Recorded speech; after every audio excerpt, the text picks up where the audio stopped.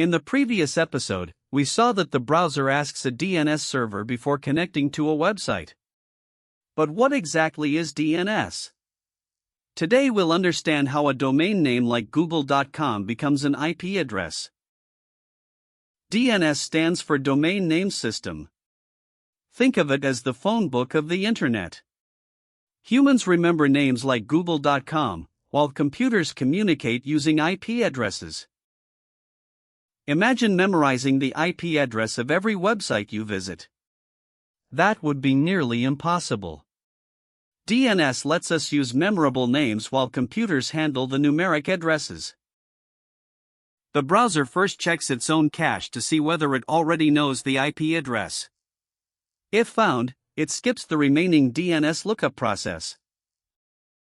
If the browser cache misses, the operating system checks its DNS cache. This improves performance by avoiding unnecessary network requests. If no cached entry exists, the request is sent to a recursive DNS resolver, usually operated by your internet service provider or a public DNS provider. The recursive resolver first contacts a root DNS server. The root server doesn't know the exact address but directs the request to the correct top-level domain server. The top-level domain server, such as .com, responds with the authoritative name server responsible for google.com. Finally, the authoritative name server returns the correct IP address for google.com. The resolver caches this information before sending it back to your browser.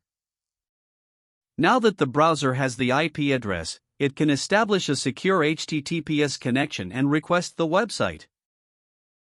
DNS converts human-readable domain names into machine-readable IP addresses using a hierarchical system of servers. In the next episode, we'll learn what an IP address actually is and how it uniquely identifies devices on a network.